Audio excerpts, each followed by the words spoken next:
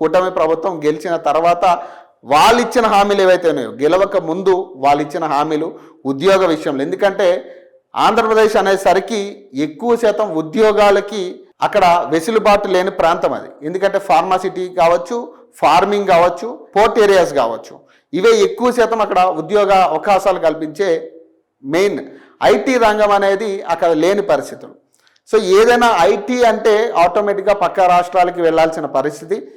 ఈ నేపథ్యంలో కూటమి ప్రభుత్వం ఇచ్చిన తప్పుడు హామీలు అనుకోవచ్చు, లేదంటే వాళ్ళు ఇచ్చిన మభ్య పెట్టే హామీలు అనుకోవచ్చు, రకరకాల హామీలు, ఉద్యోగ భద్రత కావచ్చు, ఉద్యోగాల విషయంలో సో యువతకి చాలా హామీలు ఇవ్వడం జరిగింది. చాలా కంపెనీలు తీసుకొస్తామని హామీలు ఇచ్చిన పరిస్థితులు చూడవచ్చు. నిరుద్యోగ భృతి అంశం మీద 3,000 ప్రతి నిరుద్యోగికి 3,000 అకౌంట్లో పడతాయనే ఇచ్చిన హామీ కావచ్చు, ఇవన్నీ కూడా తొంగలో తొక్కిన పరిస్థితి. అధికారంలో ఉన్న వాళ్ళే ఇప్పుడు పని చేయట్లేదు ప్రజల విషయంలో. మరి అలాంటప్పుడు అధికారంలో లేని వ్యక్తి మార్గాని భరత్ సో ఈరోజు రాజమండ్రిలో ఒక జాబ్ మేళా పెట్టడం జరిగింది. ఈ జాబ్ మేళాలో, ఎందుకంటే జాబ్ మేళా అనేసరికి అందరికీ ఉన్న అపోహ ఏంటంటే ఏదో 4 కంపెనీలు వస్తాయి, వాళ్ళు వచ్చి జాబులు ఇస్తారు, ఏదో జాబులు ఇస్తారు, ఆఫర్ లెటర్లు ఇస్తారు, వెళ్ళిపోతారు, తర్వాత అది వచ్చేది కాదు, సచ్చేది కాదు, ఇట్లాంటి అనుమానాలు చాలామందికి ఉంటాయి.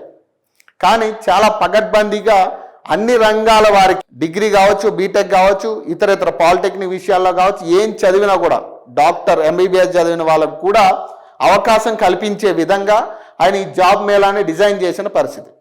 సో ఆయన ఒక ఎడ్యుకేటెడ్గా ఈ జాబ్ మేళాని అందరికీ కూడా పీజీ చేసిన వాళ్ళ దగ్గర నుంచి, అంటే దాదాపు ఇంటర్మీడియట్ నుంచి పీజీ చేసిన వాళ్ళకి అందరికీ కూడా ఇందులో జాబ్ వచ్చేలా వాళ్ళు స్వతహాగా వాళ్ళ కాళ్ళ మీద నిలబడే అవకాశం కల్పిస్తున్న వ్యక్తి అయినా. సో ఒకసారి ఈ జాబ్ మేళా గురించి ఒకసారి క్లుప్తంగా మనం విందాం.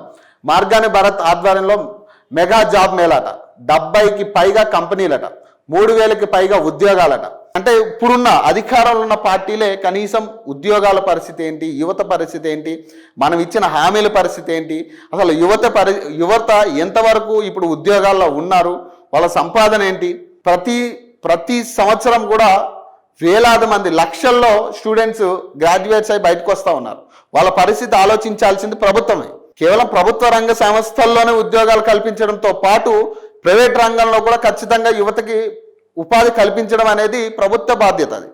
సో దీన్ని అధికారం లేనప్పటికీ కూడా ఆయన అదే రాజమండ్రి నియోజకవర్గ పార్లమెంట్ నియోజకవర్గ పరిధిలో ఉన్న ప్రజల కోసం, యువత కోసం, ప్రధానంగా చదువుకున్న ప్రతి ఒక్కరికి కూడా జాబ్ ఉండాలి, వాళ్ళ కాళ్ళ మీద వాళ్ళు నిలబడాలనే ప్రధాన సంకల్పంతో ఆయన ఇది పెట్టడం జరిగింది. ఇప్పుడు అధికారంలో ఉన్న వాళ్ళు కూడా వీటిని తీసుకురావాలంటే చేయలేని పరిస్థితి ఇది.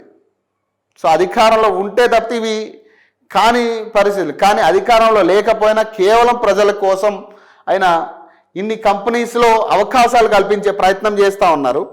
సో ఇట్లాంటి వాళ్ళ గురించి మాట్లాడాలనేది నా ప్రధాన ఎజెండా కూడా. ఎందుకంటే ప్రజల కోసం పనిచేసే వాళ్ళు, ప్రజల కోసం పని చేయాలనుకునే నాయకులు చాలా తక్కువ. పొలిటికల్ విషయాల్లో అలాంటి నాయకులు చాలా తక్కువ కనపడుతూ ఉంటారు. సో ఆ తక్కువ కనపడే నాయకుల్లో ఇతను ఒకరు.